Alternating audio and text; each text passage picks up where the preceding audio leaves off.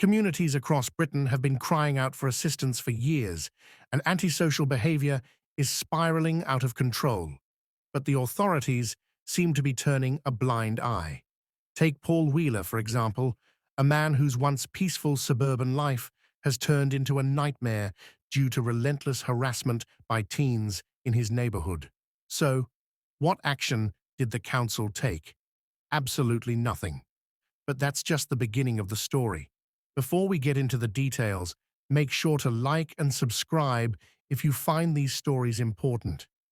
Imagine being woken up in the dead of night by a loud bang that shatters the silence.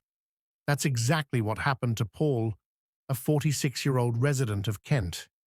His house overlooks a park that was once a place filled with laughter, but it has since become a hotbed for gang activity.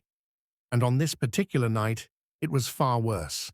Someone had set a motorcycle on fire. As Paul looked out his window, he saw silhouettes moving closer to the flames, setting the motorcycle ablaze just a few feet from his garden. He and his wife, terrified for the safety of their two sleeping children, called 999.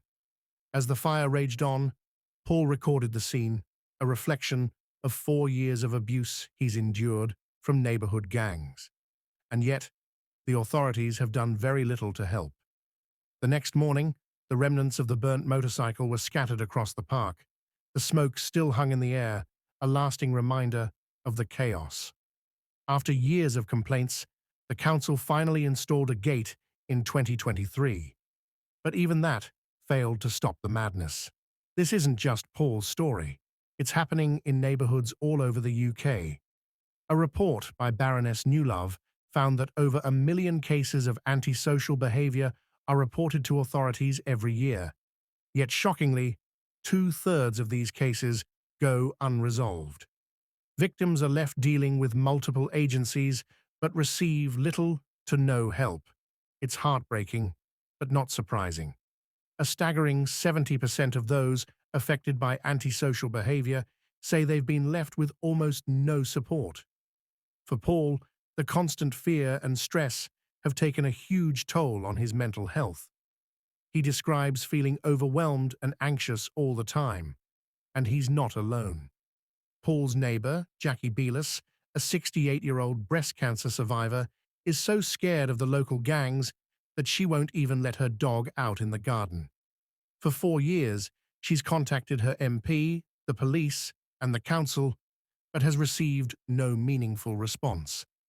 Kent police say they're aware of the local concerns and that they frequently patrol the area. They even claim to have a dedicated officer for the neighborhood. But Paul and his neighbors say they've seen no real difference. Dartford Borough Council states they've increased the presence of park rangers, but what good does that do when fires are being set at midnight? This isn't just a problem of punishing bad behavior after the fact. It's about preventing it from happening in the first place. Baroness Newlove, who tragically lost her husband to a gang attack in 2007, has spent years fighting for this cause. Yet here we are, still calling antisocial behavior low-level crime.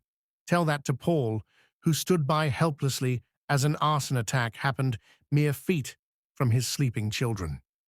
Victims like Paul are left jumping through hoops just to get any kind of response, and when they do, it's more barriers to getting help. The new Labour administration is talking about taking antisocial behaviour seriously, but haven't we heard these promises before? The sad reality is that nothing seems to change. Communities like Paul's are still facing over 1 million incidents of antisocial behaviour every year, and 2/3 of these cases remain unresolved. If the authorities truly cared, why are people like Paul forced to fend for themselves? Why do teenage gangs continue to terrorize neighborhoods unchecked? Why did it take 4 years and a literal fire before the council installed CCTV? This isn't just happening in Kent, it's a nationwide epidemic. Antisocial behavior is tearing apart communities all over the UK, fueled by economic hardship, social decay, and the lasting effects of the pandemic. Yet the government seems more concerned with political posturing than actually solving the problem. When elections roll around, we hear the same tough-on-crime rhetoric, but for people like Paul, it's just empty promises. Kent Police, Dartford Borough Council, they all claim to be aware of the problem, but if that's true, why did Paul's neighborhood burn before they took action? And this story is just one of thousands. People across Britain are watching their neighborhoods crumble, while those in power talk about how tough they are on crime. What's your take on this? Do you think the government's response to antisocial behavior and crime is adequate, or are they failing to address the root causes? Drop your thoughts in the comments below.